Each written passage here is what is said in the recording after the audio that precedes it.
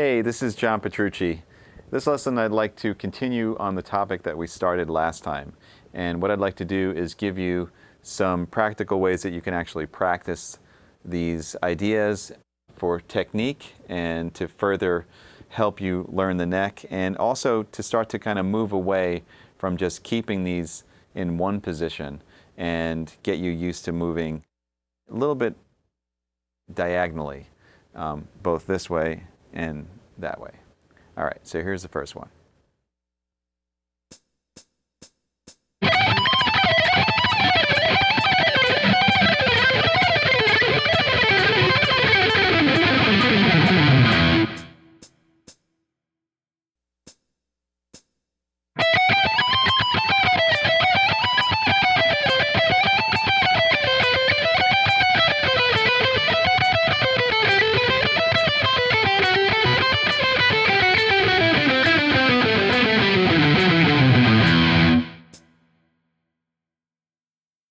Okay, so the idea behind this lick is that, first of all, we're using the shapes that we learned originally, and not only are we ascending in the shape,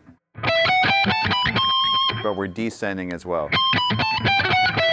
And what I like to do when I'm practicing these licks is to stay in the same shape for both ascending and descending.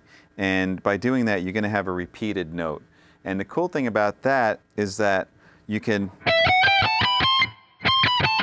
accent that high note, and you can really hear when that note comes around, because you're going to hear it twice. And what's going to happen is after you play the first 6 notes, the high note, the first note of the descending one, is going to be on a down. So you can really smack the strings on that down and hear the sound of that top note. So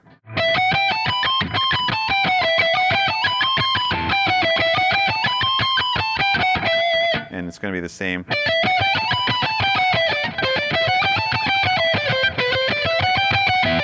In all the different positions. So you should recognize those from earlier.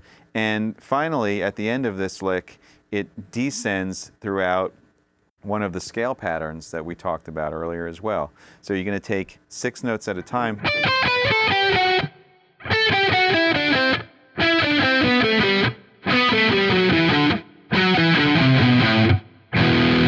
And you can end on E.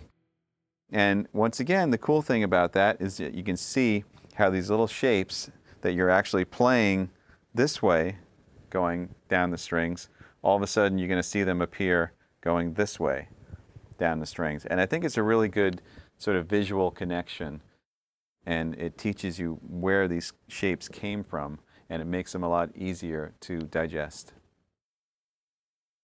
Another deviation from this idea is to take those little shapes and to start to kind of shift them between smaller groups of strings. So what I mean is that instead of taking them through one position through an entire scale, or many positions through only 2 strings at a time, we're going to take them in multiple positions through multiple string groups. And I'll start really small, just between a couple of string groups first, so you can get the idea.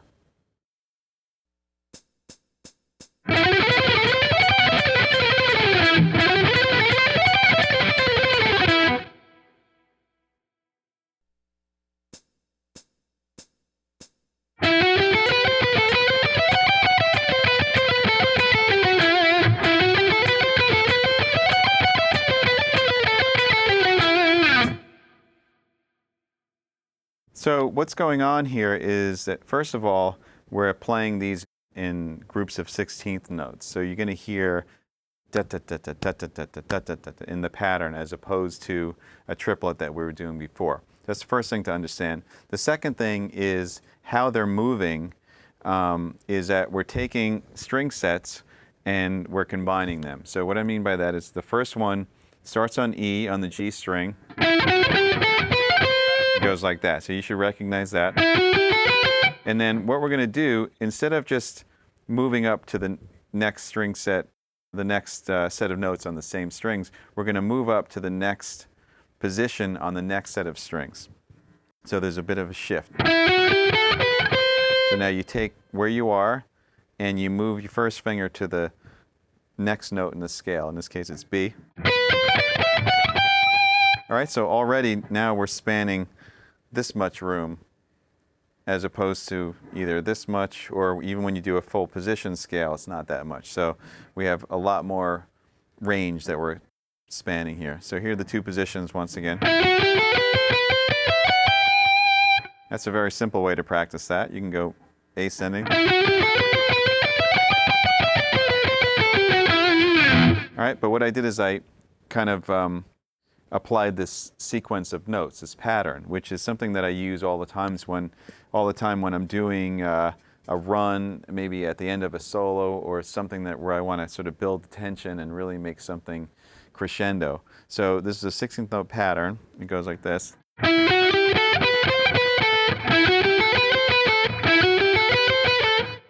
you're going to count 1 E and a 2 E and all alternate.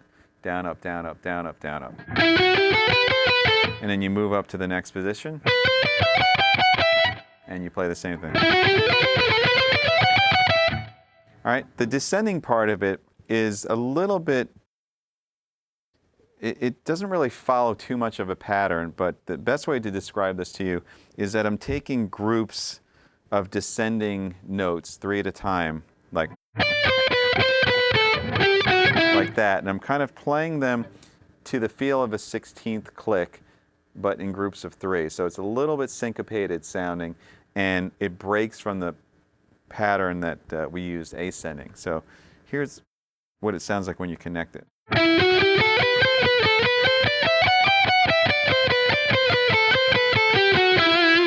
And what I'm doing is I'm really using my ear and melody to dictate how that should move.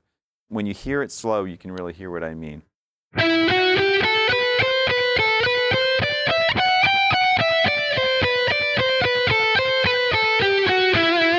can almost hear that as a line.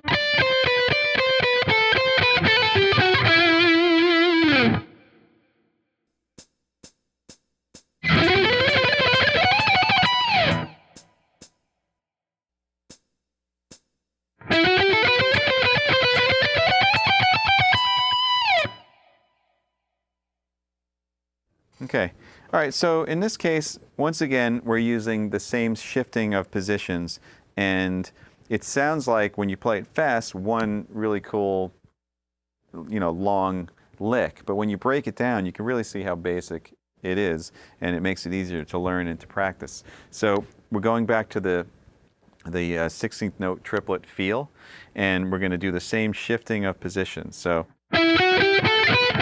that's the first part. You're going to feel it as a triplet.